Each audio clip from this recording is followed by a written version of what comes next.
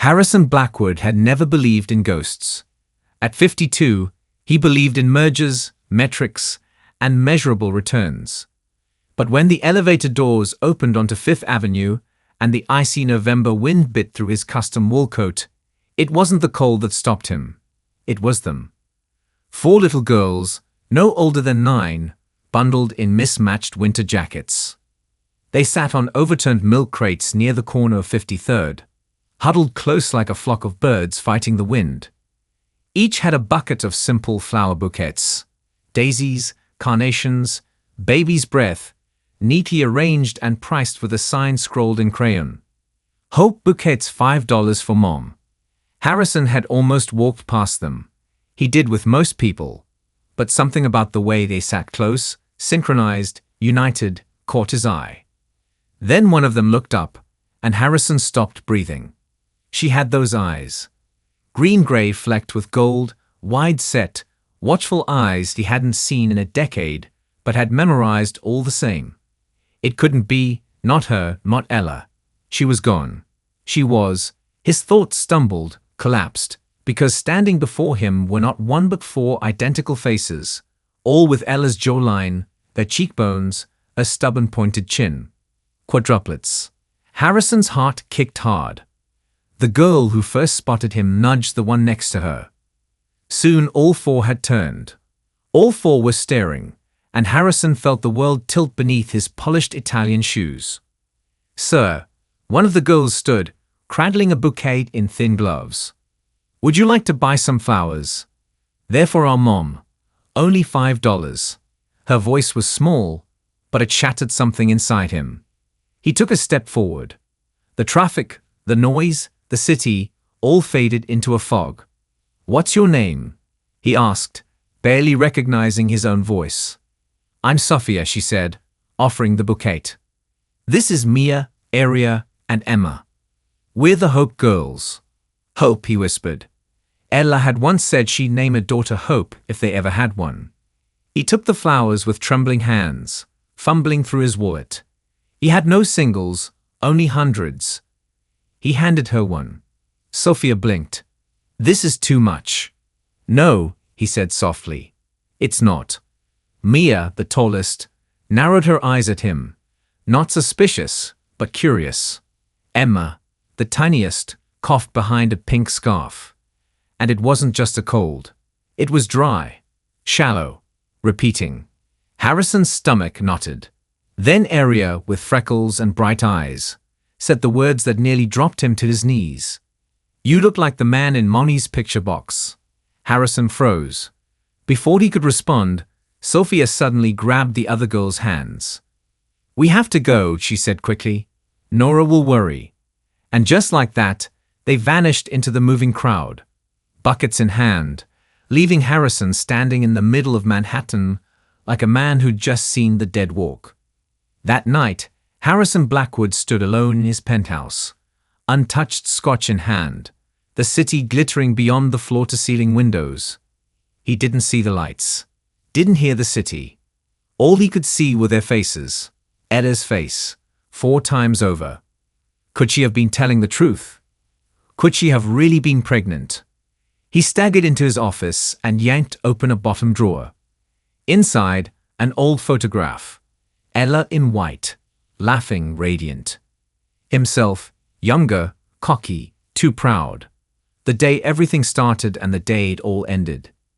He remembered the fight like it had happened yesterday. She had stood right here, shaking, voice cracking.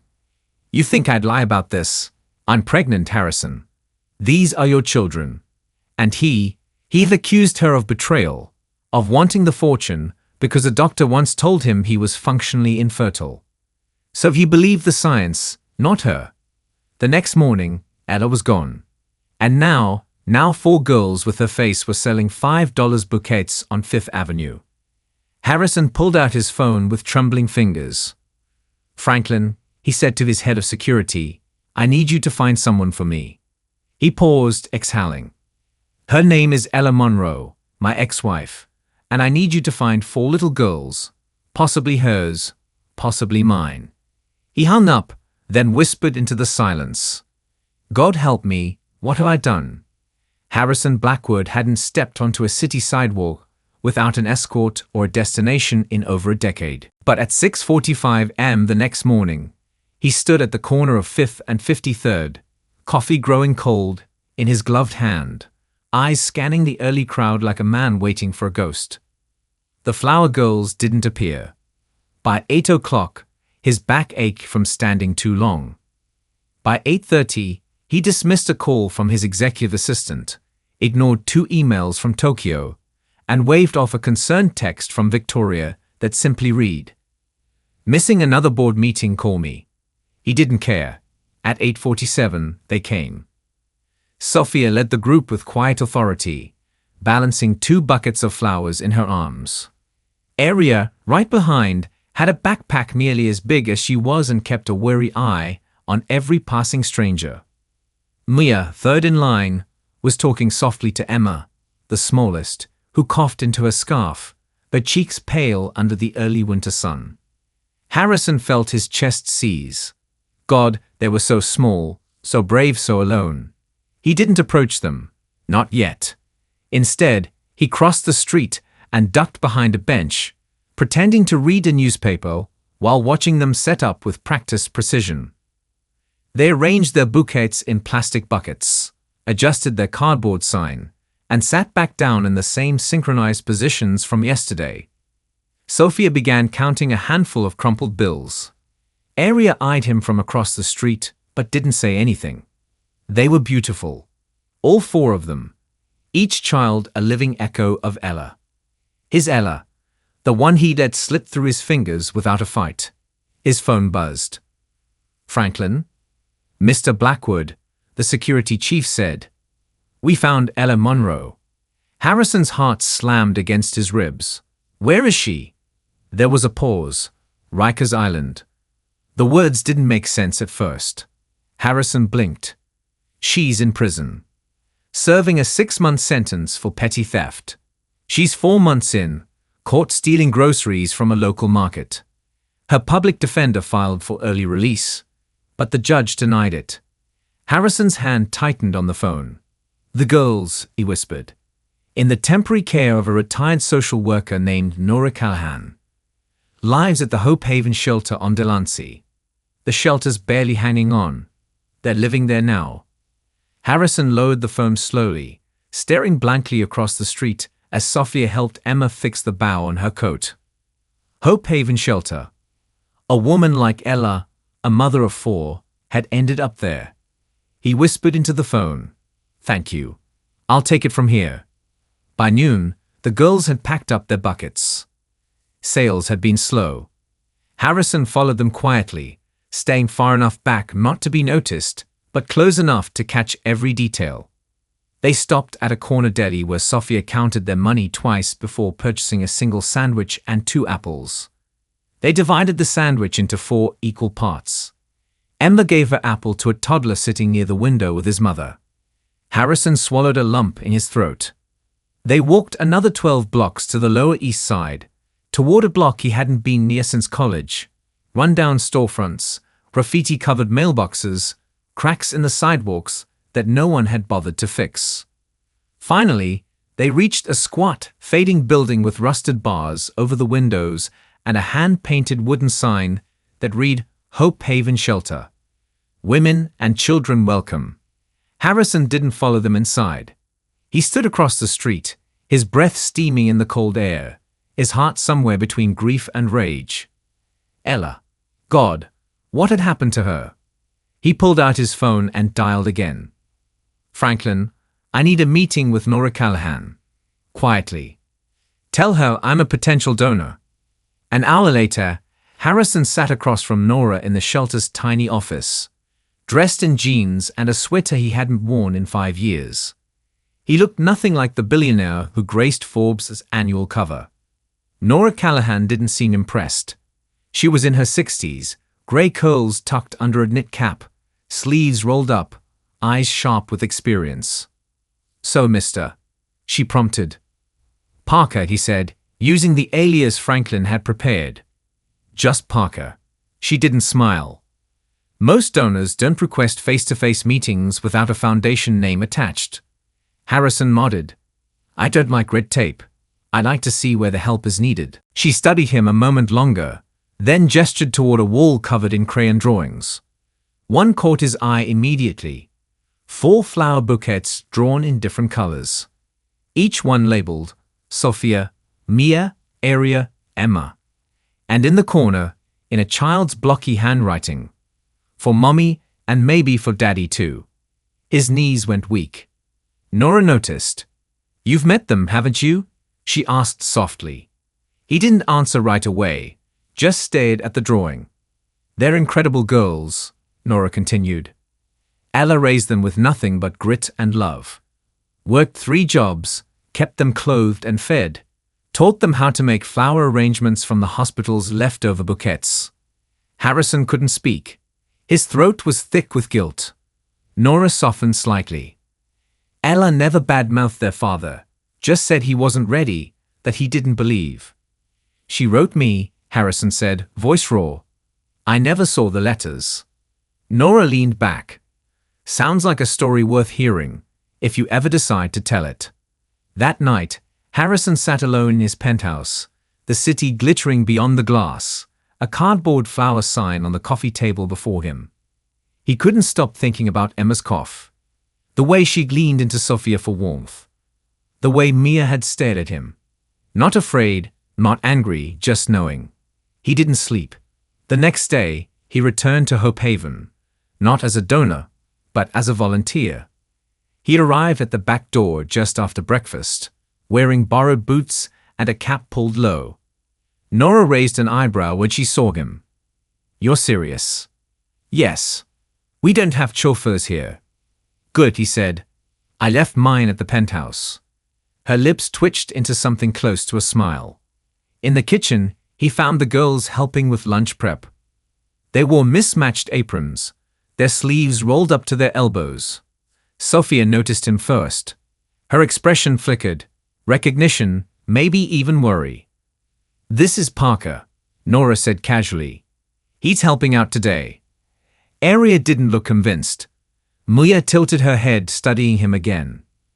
Emma, who had been stirring a pot of soup, broke into a small smile. You look different today. Harrison nodded. So do you. More soup on your face. She giggled, and the other girls relaxed slightly. Later, as the girls cleared tables, Harrison helped Nora carry boxes into the pantry. She handed him a worn binder. What's this? He asked. Nora smiled. Their wish book. Started it last year. I told them if you write a dream down, it has a better chance of coming true. He opened the cover. Inside were pages filled with crayon drawings, wishes, and hopes, some practical, some whimsical. But one page stopped him cold. At the top, in Mia's looping handwriting, if we had a dad, 4 columns, 4 dreams. He would walk us to school and carry Emma if she got tired. Sophia, he would know how to fix Mom's broken tea kettle. Aria, he would like flowers even if other men say they're for girls. Mia, he would come back. Emma Harrison shut the binder gently. Nora stood in the doorway, arms crossed, but her eyes were kind. You've got a lot to make up for, Mr. Blackwood. He nodded slowly. I know. Harrison had always been good at pretending. He pretended to care about stockholder concerns. He pretended he didn't miss Ella after she left. And now he was pretending to be someone else entirely. Just a volunteer, just a stranger with time to spare. Not a billionaire, not a ghost from their past, not their father. But one pair of eyes was making that harder by the hour. Mia. She hadn't said much during his first 2 visits to the shelter, but she watched. Watched how he carried the buckets with the exact balance they used. Watched how he folded his napkin the same way Ella used to. Watched how he leaned down when Emma coughed, eyes narrowing in concern. Most of all, she watched his hands, because they looked like hers. On Friday morning, Harrison arrived early to help set up the girls' flower stand. It was warmer than usual, the kind of autumn day that tricked New Yorkers into leaving their coats at home. The girls were already on the corner when he got there, buckets arranged neatly, sign placed out front. Emma waved at him, all sunshine and gap-toothed joy. "Hi, Mr. Parker." Harrison smiled. "You're out early. We sold extra yesterday," Sophia explained. "So we bought muffins this morning." She offered him one, broken in half to share. Harrison hesitated but took it. It was dry, overly sweet, probably the cheapest in the deli, but he'd never tasted something more humbling. Maya watched him chew. He tried not to look nervous. Around noon, as the girls took turns handing out flyers to passing office workers, Mia came to stand beside him. She didn't speak right away, just looked up at him with those hazel green eyes that were too sharp for a child. Finally, she asked, "What's your favorite flower?" Harrison blinked. "Excuse me, your favorite flower?" She repeated, serious as a judge. He cleared his throat. I don't know. I've never really thought about it." Maya tilted her head. "Mom says everyone has a favorite, even if they don't know it yet." Harrison paused. Thought of Ella in their old apartment, always putting fresh flowers on the table, even when money was tight. "She liked wild daisies," he said softly. "Said they were stubborn, grew anywhere." Mia smiled slightly. "She still does." He looked at her, startled. "You remember that?" Mia shrugged. "She tells us stories about her garden sometimes. Said she used to pick daisies with someone who didn't appreciate them enough." Harrison looked down. Touché. Later that afternoon, while the girls were rearranging bouquets, Mia quietly opened her sketchbook and drew something. She didn't show him, but when Harrison passed by the bench where she sat, he saw a glimpse, 4 small figures in coats, and a man holding a bouquet. The man had blue eyes. His hand was drawn in more detail than the rest. It looked exactly like his. That evening back at the shelter, Nora pulled Harrison aside. "You've made an impression," she said, folding donated laundry into neat piles. He raised an eyebrow. "Good or bad?" Nora smiled. "Mixed. Emma calls you her bucket buddy. Sophia thinks you should work on your flower arranging technique." "And Mia?" "Mia's an observer," Nora said carefully. "She sees more than she says. She's cautious and loyal. She'll test you before she trusts you." Harrison nodded. "That's fair." Ruth hesitated, then added, "She's been sketching you." Harrison froze. "She's not sure what she's trying to prove," Nora continued. "But something about you makes her draw, and that usually means something's clicking." The next day was Saturday, meaning the girls didn't have school. Instead, Nora arranged a small outing to the local community center where the kids could join an open arts and crafts session. Harrison offered to come along. He brought juice boxes and snacks. Nora raised an eyebrow, but didn't object. The art room was bright and smelled like glue sticks and washable paint.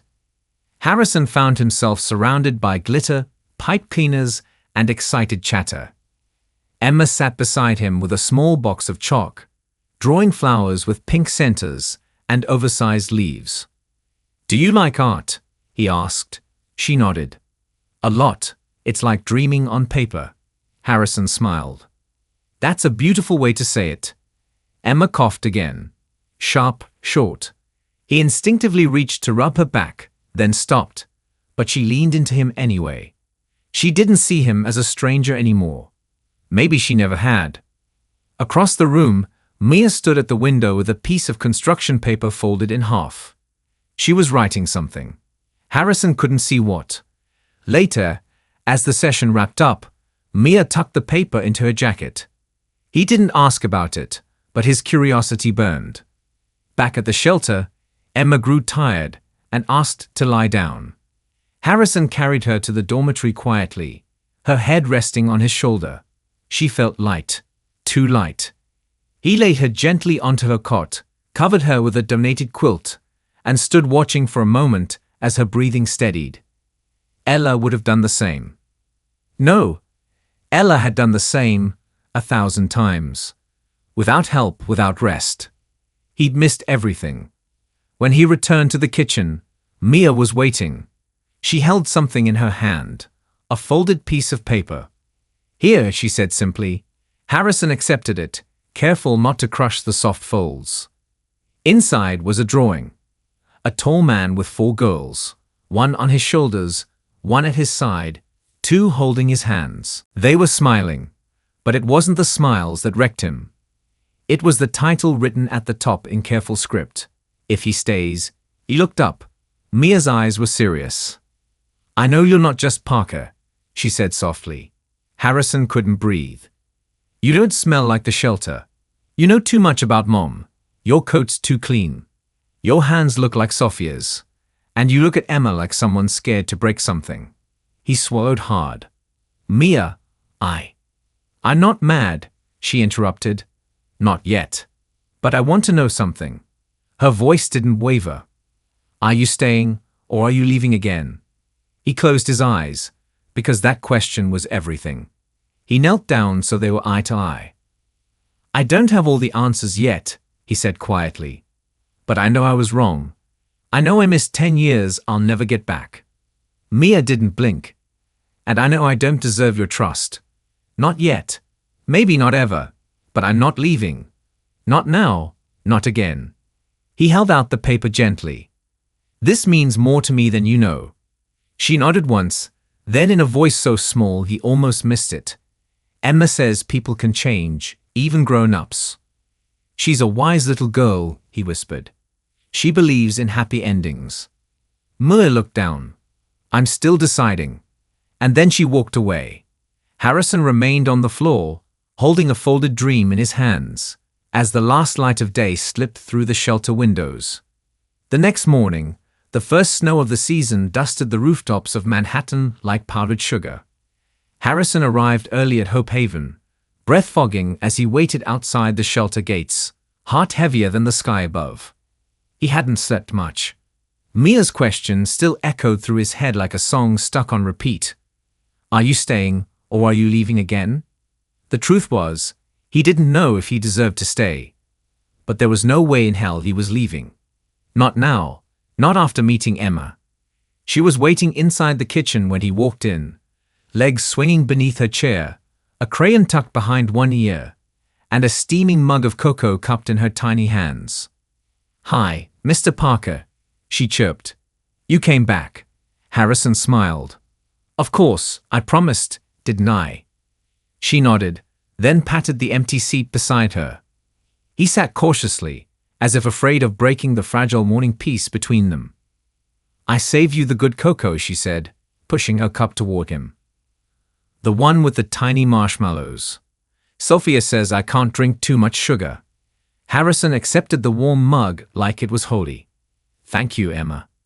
She kicked her feet again, humming softly, then asked, too casually, "Are you someone's dad?" The cocoa caught in his throat. "I mean," she added, eyes still fixed on the floor. "You act like one.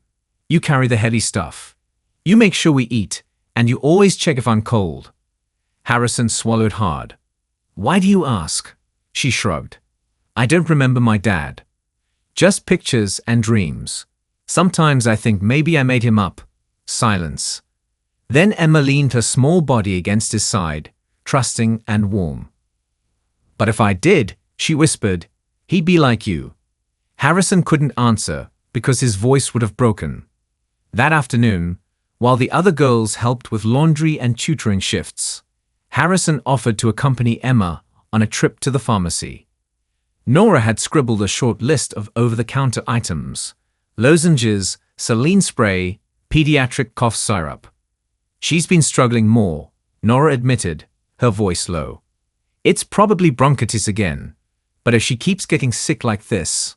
Harrison didn't let her finish. He already knew. He heard it in every breath Emma took. They walked 2 blocks to the corner pharmacy. Emma insisted on holding the shopping basket, even though it dragged against the floor with each step. "I'm very strong," she announced. Harrison smiled. "I can tell." She paused at the cold remedy aisle, scanning shelves like a detective on a mission. Mom always buys the yellow bottle, she said. She says it tastes less like feet. Harrison chuckled. That's a ringing endorsement. Emma giggled, then looked up at him with sudden seriousness. Do you know my mom? Harrison hesitated. Yes, he said quietly. A long time ago. She's pretty, right? Emma asked. And strong. Sophia says she's like a superhero with no cape. She is, Harrison said. One of the strongest people I've ever known. Emma beamed, then added like a quiet confession. She cries when no one's looking. Harrison froze.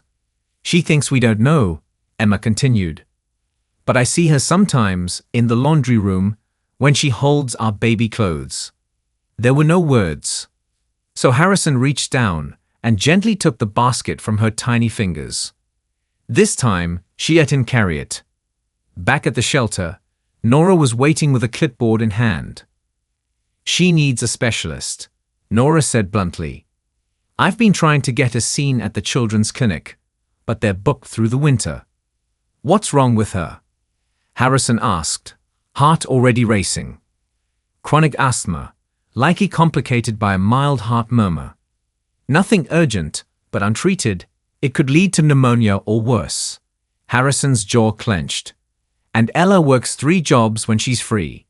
She's in jail for stealing food. What do you think she can afford? The shame that washed over him was suffocating. He looked down the hall where Emma sat on the floor, building a house of dominoes with Mia and Aria. She didn't look sick. She looked like light, but she coughed like darkness. That night, Harrison made 3 phone calls. One to Dr. Abigail Singh, a pediatric cardiologist at Mount Sinai. One to an anonymous donor account linked to the Hope Haven shelter. And one to Alexandra Hemsworth, his lawyer. We need to file a medical request on behalf of a minor, he said discreetly. No press. Is the child yours? Alexandra asked. Harrison paused. She's mine, even if she doesn't know it yet. The next morning, Nora found him in the common room, reading aloud from a book of fairy tales. Emma sat on his lap, eyes wide with wonder as he read the story of the girl who planted stars in her garden. She reminds me of Mom, Emma whispered. Who? Harrison asked. The girl in the book. She keeps planting things even when no one believes they'll grow. Harrison folded the page and closed the book gently. She sounds brave. Emma nodded. She is. She curled into his chest and sighed. Harrison held her closer, memorizing the sound of her breath. Soft, rhythmic, but always just a little too shallow. He stayed out the window, watching snow fall in tiny spirals. And for the first time in 10 years, he allowed himself to pray. The storm rolled in quietly like a secret, arriving on tiptoe. By late afternoon, the snow had turned into a cold, persistent drizzle that soaked the sidewalks and left a gray hue hanging over the Lower East Side. Inside Hope Haven, the girls were playing a clapping game in the hallway, laughter echoing like bells against the old plaster walls. Harrison stood near the kitchen, hands tucked into the pockets of a soft wool coat, no longer his usual armor of power suits and polished shoes. Today, he felt exposed. He found Nora in the storage room, sorting cans and scribbling on a clipboard. She glanced up briefly. We could use more black beans. Or a miracle. He smiled weakly.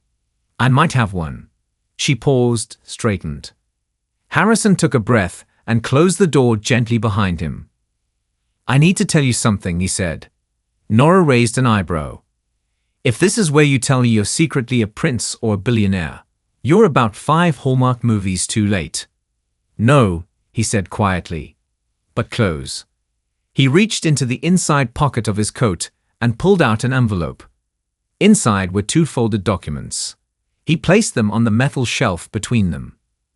Nora opened the first. Her eyes moved slowly. Paternity results, 99% match. 4 names listed, 4 confirmations. She didn't speak. Then she opened the second document. A hospital record. Ella Monroe, admitted 10 years ago. natural delivery. 4 healthy baby girls. Father unknown. When she looked back at Harrison, her expression was unreadable. I'm their father, he said softly. And I didn't know. Not really. Not until I saw them. And now I can't unknow it. Nora stared at him for a long time. You expect me to believe you had no idea? She asked at last, voice even. I thought. He looked down. I thought she lied. That she was trying to trap me. My sister Victoria manipulated everything, intercepted letters, hired doctors, fed every doubt I already had. And you just believed her. Nora's voice sharpened. While Ella gave birth alone, raised 4 children alone, got arrested for stealing bread while you were drinking aged scotch in a penthouse. Harrison flinched. I know. Do you? She asked, stepping forward. Do you have the first clue what it means to miss a child's first steps? Their first words? Their nightmares. Ella bore that alone. And those girls, those incredible girls, never once complained.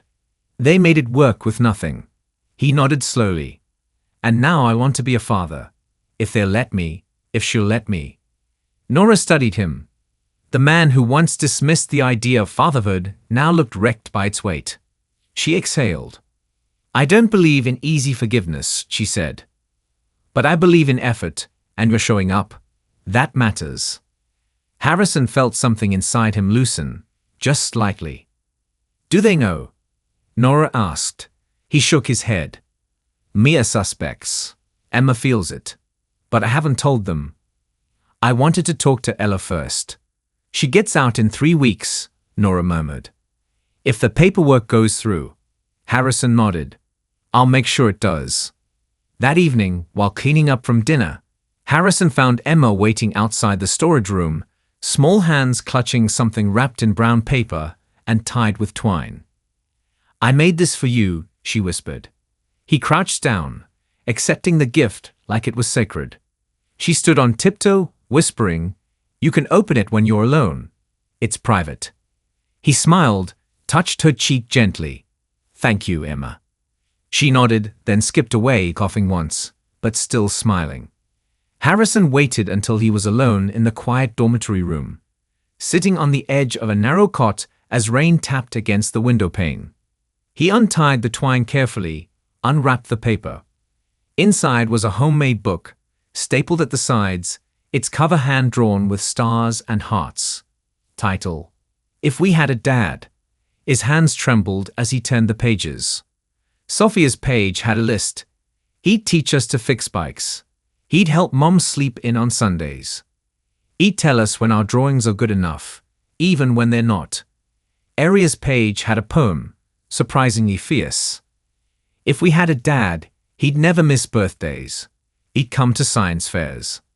He'd yell at the doctor if Emma got worse. Mia's page was abstract. A drawing of a tall figure made of glass standing next to a family drawn in crayon. Beneath it, a single line. We'd give him a chance. Maybe. And then Emma's page.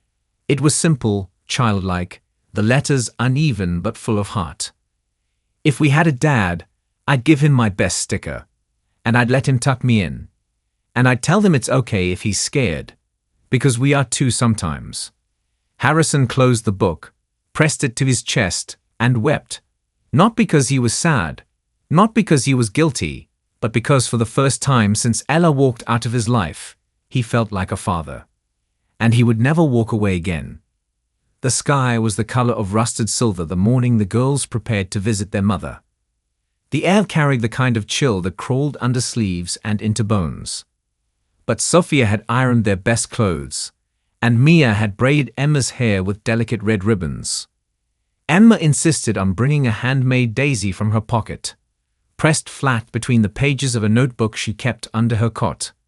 It's for Mommy, she said simply, to remind her what hope smells like.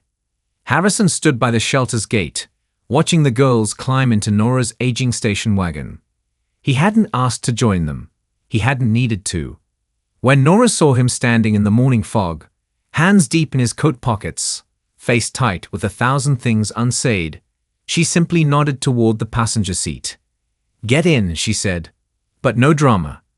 If she flips a table, it's on you." He got in without a word. The drive to Rikers was long and mostly silent.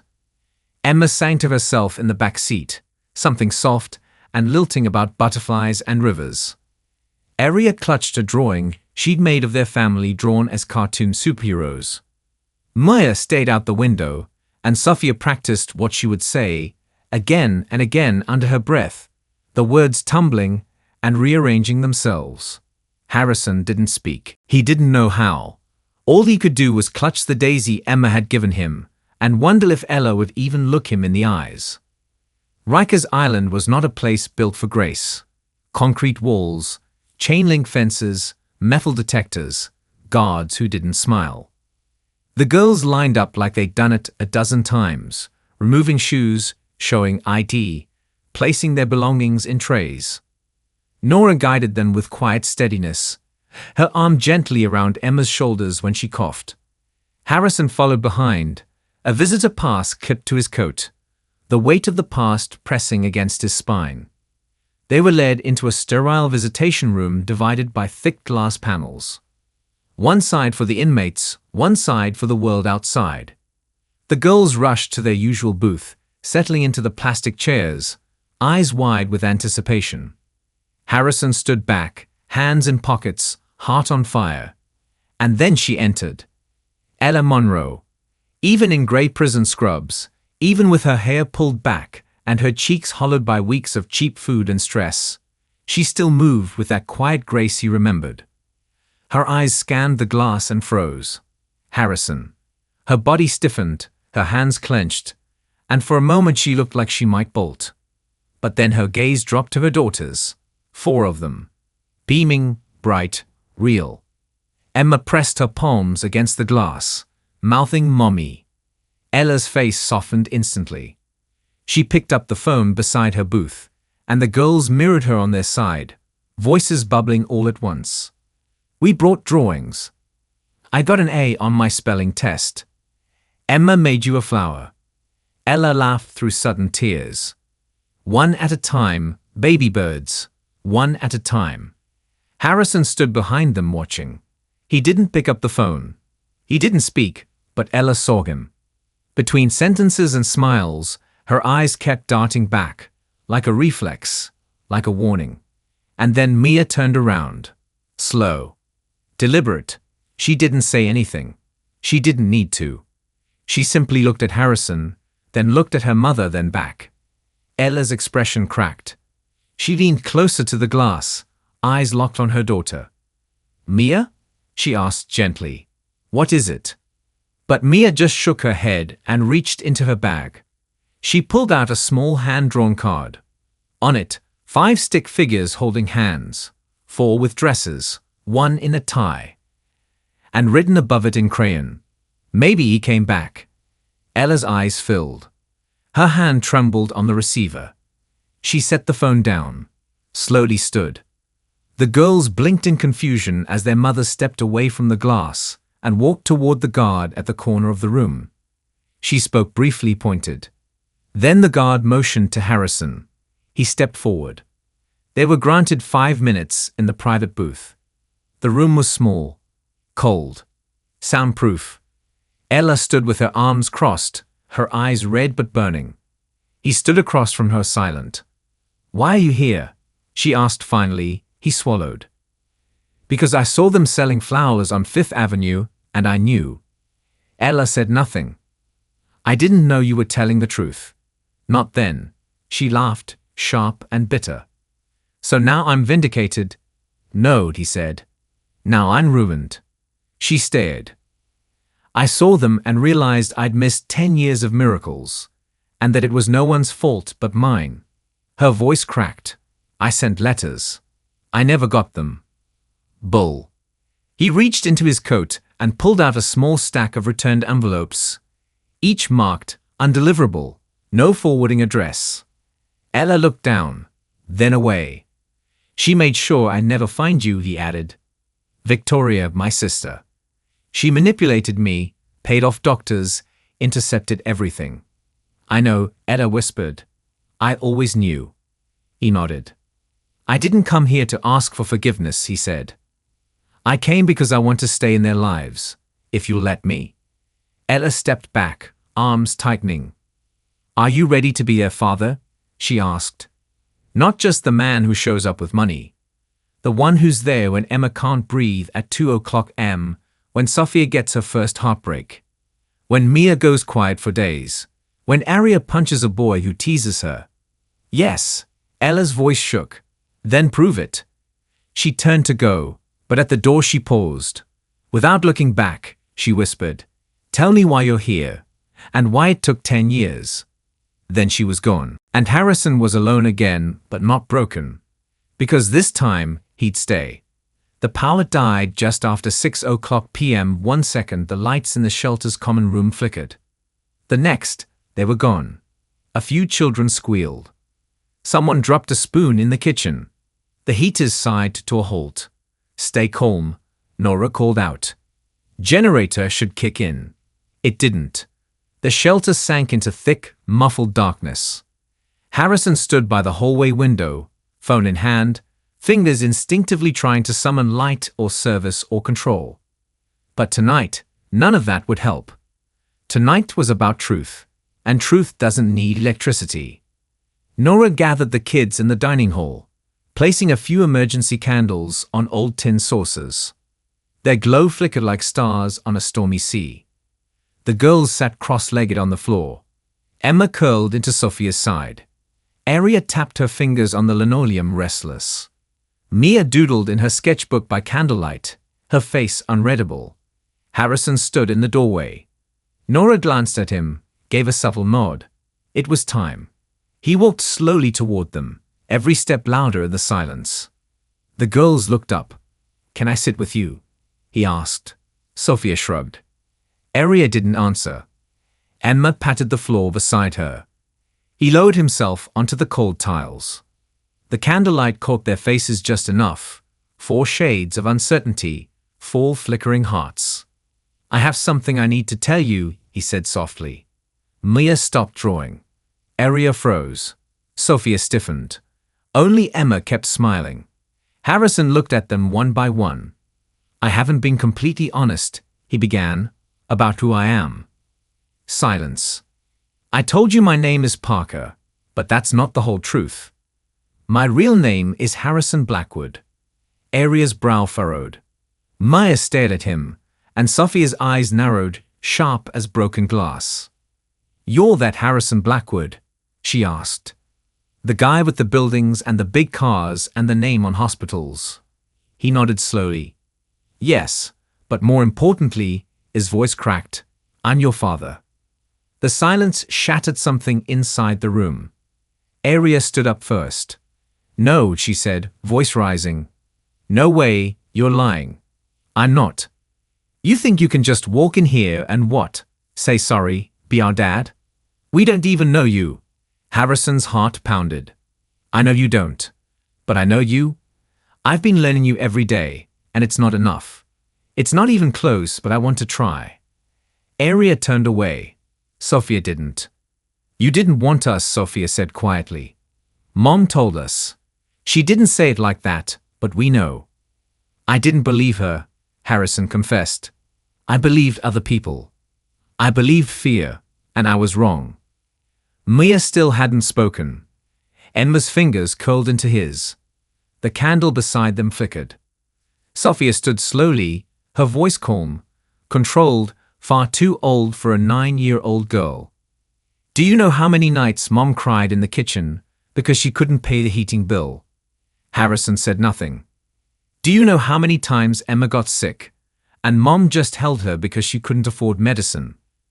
His throat tightened. No, but I want to learn. Why now?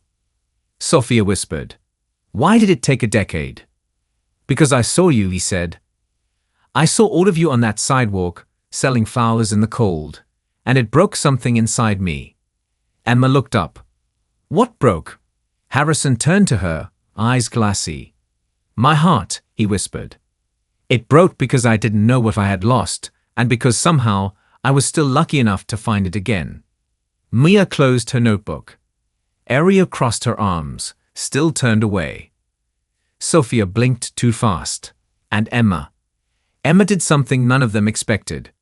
She stood up, walked across Harrison's legs, and climbed gently into his lap.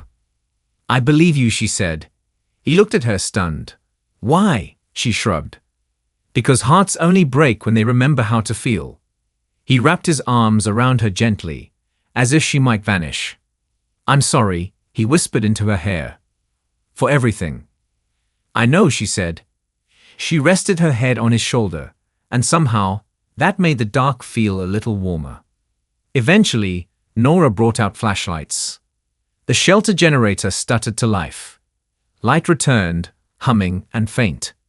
But the most important moment had already happened in the dark. Between truth and forgiveness, between strangers and something deeper. That night, Harrison lay awake on a spare cot in the staff office. In his hands, Emma's crumpled drawing from earlier, 5 figures under a moon. She'd added one line beneath it. He came back. It started like all the other nights, with Emma's cough. Soft at first, rhythmic, the kind they had all grown used to. Harrison was helping Sophia with math homework at the long table in the common room. Aria was drawing mustaches on magazine covers with a Sharpie. Maya sat curled in the windowsill, watching the snowfall drift in quiet sheets outside. And Emma was humming, always humming, until the humming stopped and the coughing didn't. At first, no one noticed. She had wandered to the water cooler and leaned on the edge, coughing into her elbow like she'd been taught. Then she slumped to the floor. Harrison was there in seconds. "Emma," she couldn't answer. Her lips were pale, her eyes wide and watering. "Nora," he shouted. "Call 911. Now." The ambulance ride was a blur. He held her hand the whole way. It was cold. Too cold. She tried to smile at him. Failed. She always breezed through it. Sophia stammered, hands shaking in the front seat, beside Nora. Harrison wasn't listening. He was counting the seconds between Emma's breaths. Each one longer than the last. At the emergency room, they'd rushed her in through a side entrance. Oxygen, monitors, wires, beeping. "Are you the guardian?" a nurse asked. Harrison looked around. Nora was still at the front desk with the others. No paperwork, no legal rights. He looked back at Emma. "Yes," he said. "I'm her father." The nurse didn't blink, just handed him a clipboard. "Sign here for consent to begin treatment." His pen barely trembled. 2 hours later, Emma was stable, sleeping, a tiny oxygen mask over her face. Her chest rose and fell in shallow but steady rhythm. Harrison sat beside her, his forehead resting against the edge of the bed. "She's strong," the pediatrician said gently. "But this has been building. Her lungs are fighting harder each time." Harrison looked up. "What does she need?" "A pulmonary specialist. Regular medication, inhalers, a clean, warm environment, less stress." Harrison nodded. "Whatever it takes. I've put her under observation for the night. She's responding well." "Thank you," Harrison whispered. The doctor paused. "And Mr. Blackwood, you may want to consider formalizing custody." He looked at her sharply. "You saved us time today by stepping in, but next time, it needs to be official." Harrison nodded. It was time. Nora entered the room a few minutes later, eyes tired, coat soaked from snow. Maya followed, sketchbook clutched to her chest. Aria trailed behind, arms folded, trying not to look afraid. Sophia went straight to the bed. "She's okay?" she asked. Harrison nodded. "She's okay." Sophia blinked rapidly, then climbed onto the edge of the bed and held Emma's tiny hand. Mia sat beside Harrison. "You didn't run," she said softly.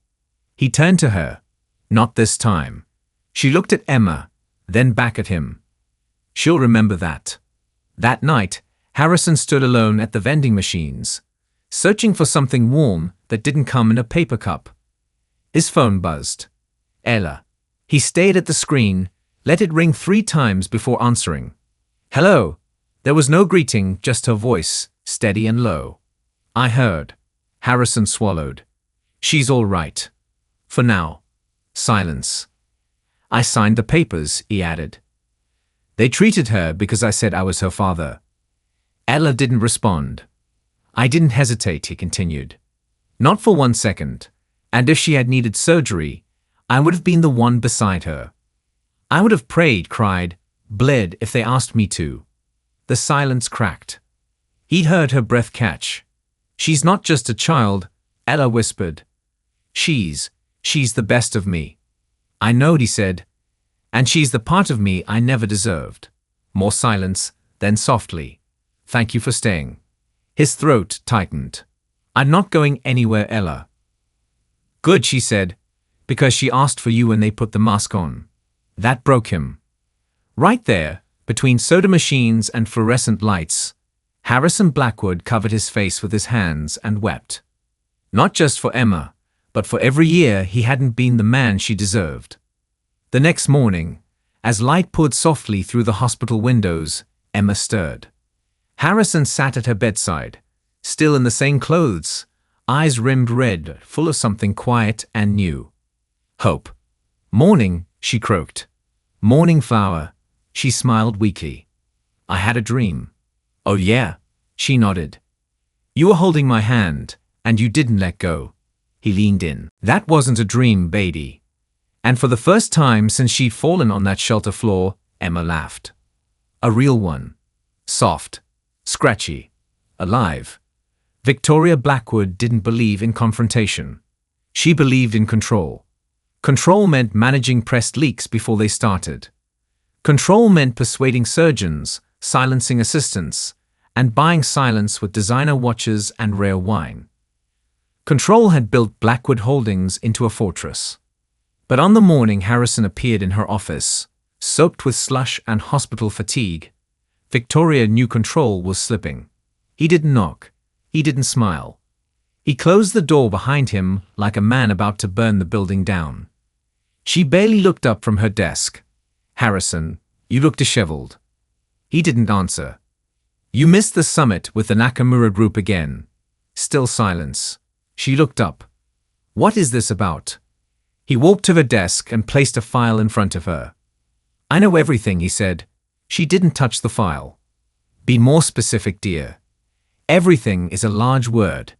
He leaned in. The letters. The diagnosis. The payments to Dr. Halsey. The judge who handled Ella's case. The campaign donations. The phone taps. The medical files. Her face remained frozen, like glass that hasn't shattered yet. You lied to me, he said. You told me I couldn't be a father. You convinced me Ella betrayed me. You told the world she was a gold digger. Victoria exhaled. Just once. A small, sharp breath. I did what I had to. No, he said, voice shaking. You did what you wanted because you didn't want to share control. Not with her, not with anyone. She was destroying you, Victoria snapped. You were distracted, in love, weak. She would have drained the company and left you with nothing. She gave me everything, he thundered. The windows vibrated. She gave me daughters. Daughters I never held, never named. And you took them from me before they even existed. She stood then slowly. They were never part of the plan, she said coldly. You were sterile. You were meant to be. Harrison stared at her, horror blooming behind his eyes. You mean you made sure I believed that? She didn't deny it. My God, he whispered. You destroyed 5 lives. And for what? To protect our name, she said. And I'd do it again. He didn't flinch. You won't get the chance. He placed another folder on her desk. This one stamped with legal markings. I'm petitioning for Ella's conviction to be overturned. Victoria's eyes widened. You can't. I already did. And I'm transferring control of Blackwood Holdings to a new charitable trust focused on family equity, housing security, and healthcare. She laughed.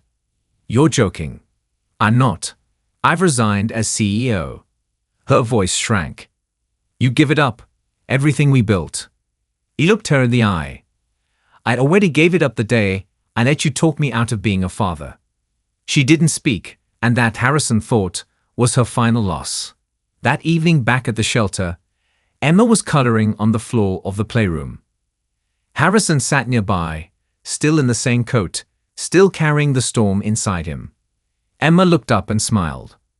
"Hey," she said. "You look tired." He smiled faintly. "I had a big talk today." "With who?" "With someone who used to tell me what to do." "What did you say?" He paused. "I said no."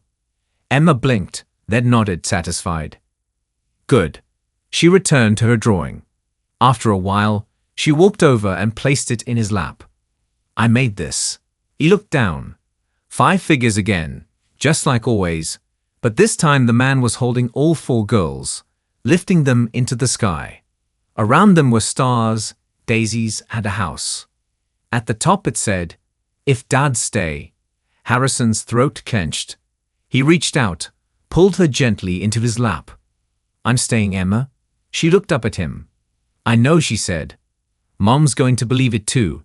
Just not all at once." He kissed the top of her head, eyes burning. "I'll wait as long as she needs."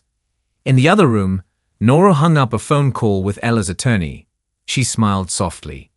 The wheels were in motion, and for the first time since Ella was sentenced, the door had started to open. The sun rose slowly over the East River, painting golden ribbons across the stillness of a spring morning. Harrison stood on the sidewalk in front of apartment 4B, holding a paper bag of groceries in one hand and a bundle of wild daisies in the other. The new building wasn't grand, just clean, warm, and quiet.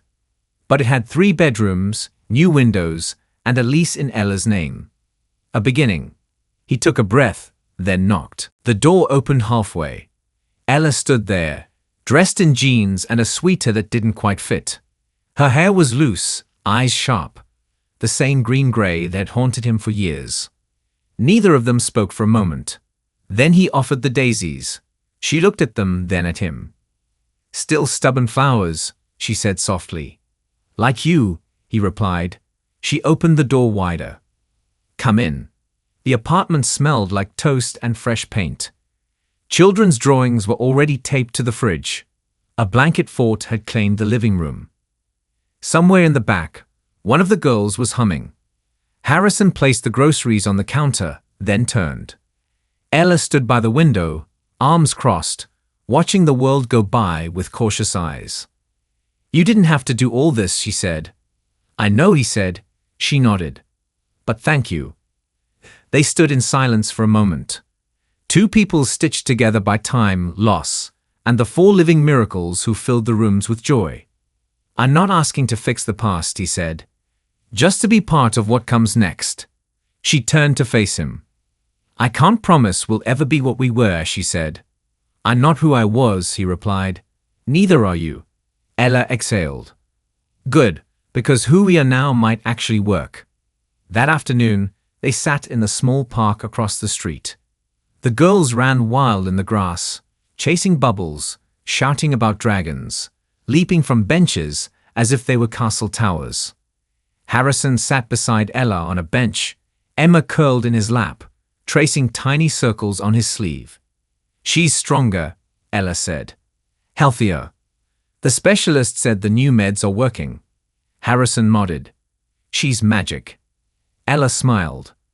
"You know what she asked me in the car yesterday," she said. "What?" Ella turned to him, her voice soft. "She asked if she could still call me mommy even when I'm not perfect." Harrison blinked, then laughed, choked, teary, full of love. "What did you say?" "I told her," Ella said. "She's never once had to ask permission to love me." They sat in quiet for a while. Then Emma stirred. "Daddy?" she asked. Harrison looked down. It still took his breath away, hearing that word. "Yes, sweetheart." "Do you think people get to start over?" He looked into her eyes, wise beyond 9 years. "Yes," he said, "if they're lucky." She nodded, then whispered, "Then I think we're the luckiest family in the world." That night in apartment 4B, they made spaghetti in mismatched pans. Sophia insisted on setting the table. Mia lit the small candle from the thrift shop. Aria picked the playlist. And Emma brought out a brand new drawing. She gave it to Ella and Harrison together. 5 people, hands held, smiles wide. A tiny house with a garden full of daisies. At the top, in bright marker, it said, "Not what we lost, what we found." And beneath it, in her neatest handwriting, "Our family." Ella wiped a tear away and whispered, "I love you, my babies." Sophia, Aria, and Mia wrapped their arms around her in a tangle of limbs and hair and laughter. And Harrison, standing there with a kitchen towel and a full heart, knew without a doubt he was home.